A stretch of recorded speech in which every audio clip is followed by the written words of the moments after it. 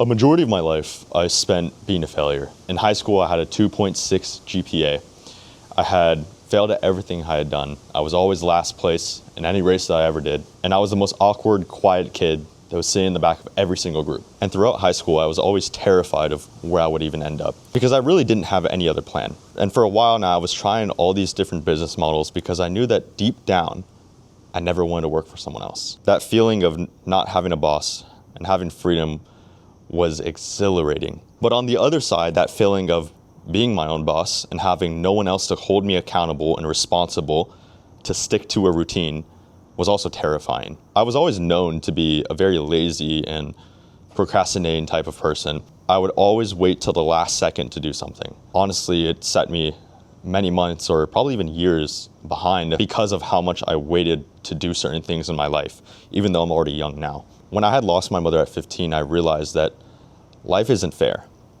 It can take you in a moment and you will never know when that moment comes. So I realized that I need to start chasing after all the things that I want in life before I get to my deathbed and have to say that I never got to achieve the things that I wanted to achieve. I never got to visit the places I wanted to go. I never got to help the people I wanted to help, and that I never was able to make any sort of impact on the people that I loved. And I want you to explain that drive for me in this way. If you took Usain Bolt and you told him to run a 100-meter dash, he'd run it really fast. But if you put a lion behind him, he'd run it even faster. And so that burning desire, that lion chasing me, was the fact that I didn't want to live a miserable life. I knew that I didn't want to go to college. I knew I didn't want to have a boss. I knew I wanted to make an impact on the world, but I didn't know how. And this is the way that I had to frame my mindset to get to $30,000 a month. And it started off with me being poor. Okay, I grew up in a poor area. We didn't have nice cars. We were a single parent household after I was 15 years old. And there was no motivation there. There was no one showing me what's possible in life in my own neighborhood or even in my community. I grew up in the San Fernando Valley in California, but then I started seeing people online living these amazing lives. And I always wondered, how the hell can I get to that point? But I could have looked at those people online living their dream lives and said, oh, well, they got lucky or they just have rich parents. The way that I looked at it was they were at some point in the same position that I was in. So how do I get to where they're at in my own life? And I started thinking backwards. After every successful person I saw, I started wondering, how did they do it? I saw successful businesses and I said, wow, that's a really amazing idea. How did they do it? I needed a way to meet these people, and I didn't have any connections because of the area I grew up in. So when I got my car, I started driving down to rich areas and I started asking people. And I want you to imagine this shy, awkward kid trying to ask people, what do you do for a living, sir? Very quiet, timid. And a lot of people would shoo me away. A lot of people were very rude to me. And this is where another lesson was taught.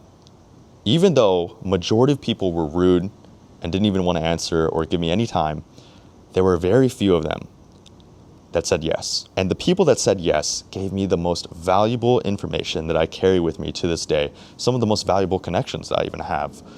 I still remember them from when I used to go out and essentially cold outreach trying to get connections. And sometimes I would lay out my entire life story to these random strangers. Some of these people were so nice to just listen and give me a chance to hear me out, what I was going through. And that's also the favor that I want to return to the world as well. And a lot of them told me to get into real estate, a lot told me sales or investing into stocks and crypto.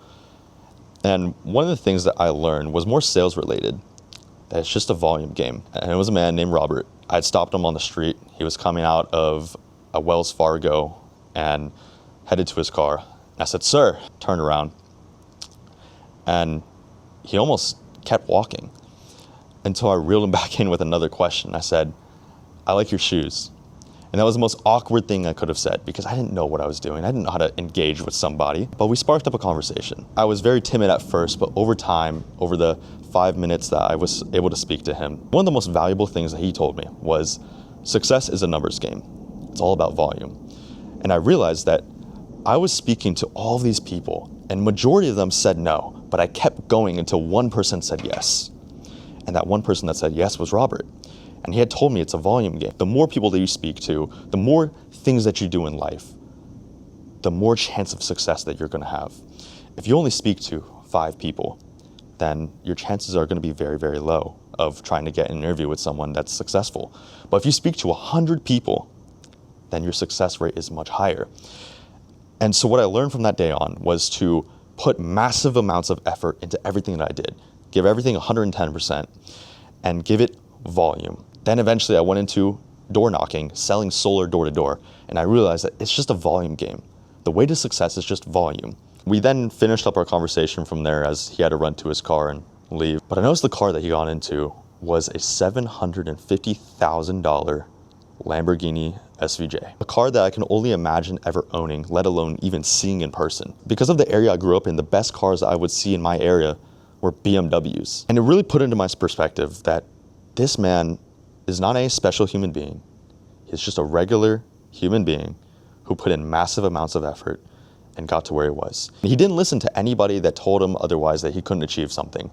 All the people that doubted him, all the people that gave him all these terrible negative thoughts towards what he was doing, he didn't care about them. And I always thought to myself, how does that not get to you? Until I really started grinding on my own. My dad would tell me, Dylan, it's not gonna work. You need a job. Your grades are failing. My teachers, my peers would tell me the same things. And they put all these limiting beliefs into my head, as if what I was doing was wrong. You should really only take advice from people that are in positions that you want to be in. Because a majority of people are too small-minded to see the big visions that you have. Once I realized this, I started cutting the people from my life that were limiting me. The people that didn't have the same visions, the people that didn't have the same goals, the people that talked the most but did the least. And when I was in school, I would remember myself sitting down in the back of the classroom as if I was watching a movie. And everyone would be paying attention to the teacher teaching this lesson every single day about something that I knew I would never benefit from learning. I always looked at them and wondered, why the hell are you guys doing this? And then when I would speak to people, they would always tell me the same stuff. The job that they're struggling to get only pays $16 or $20 an hour. And then they want to go to college and want to spend hundreds of thousands of dollars and years to get a degree on a job that's not even guaranteed to pay them over $100,000 a year. And I would think to myself of how miserable I would be if I lived a life that way. I wanted it to be on my own terms. It doesn't mean having a lot of money. It just means that I am able to be the main decision maker in my life. I wanted to be able to say, hey, I want to travel to this location on the weekend and not have a boss that tells me, no, you have to work on Sunday. But with this entire grind came so much effort and so much struggle, because I'd come home for months and just go straight into arguments about me not making money, about me not having a job, about me not having a real job because my job was solar and it paid only commission, and about my grades as well. And I remember being so angry for months that I wasn't seeing any progress. But little did I know there was progress. It was just invisible, and it was compounding fast. For 4 months, I made a total of $300. The 5th month was my first $10,000 month. Even though I was frustrated, I was still in the mindset that I knew it was going to happen. It was just a matter of time and effort and volume. And when it did happen, it didn't feel all that great.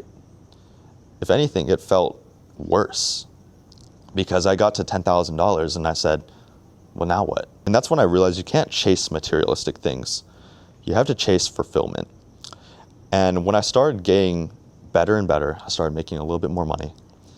I realized that I didn't really change that much. I realized that I just wanted to be fulfilled. And it took me such a long time to realize what fulfilled me. For you, it may be way different, honestly.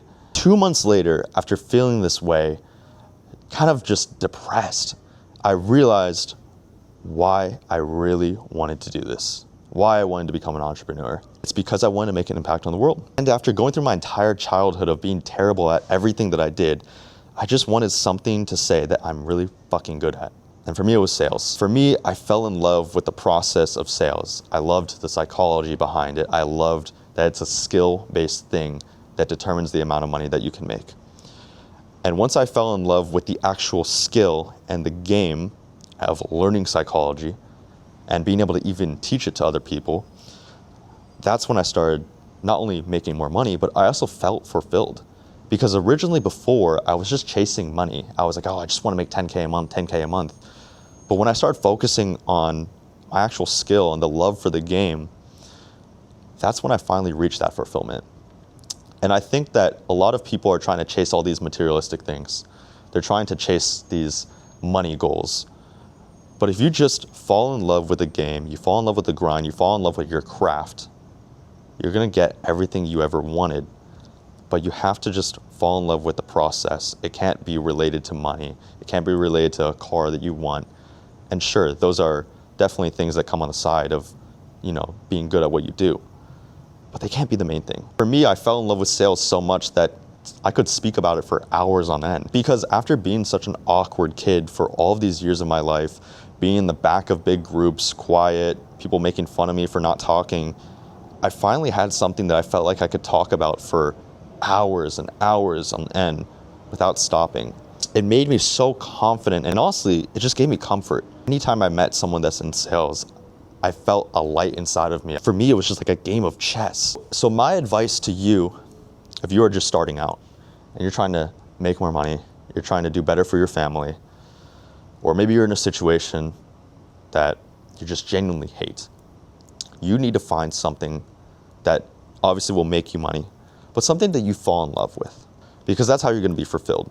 No one's gonna be fulfilled working in a cubicle for 40 years at an office desk. What is something that you genuinely love? For me, it's the psychology of sales. It's the understanding of buyer behavior, the understanding of how humans think, and how you can provide a valuable solution to somebody that could actually impact their lives. And I felt like through sales, I was able to impact people's lives and make a difference for them.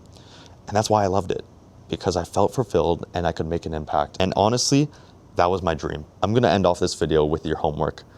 Your homework is to find something you love. Find someone that does the same thing that you love, someone that you resonate with, and just connect with them. If you're someone that's struggling in door-to-door sales or wanting to even get into sales, I do have spots available where I can help you one-on-one, me and you, just like this. And I'll put the link in the description if you want to apply. And other than that, I want to be the one person that you can come to on the internet and say, Dylan, I have these problems going on in my life. And you watch my videos and it can genuinely make an impact on your life. So thank you for watching.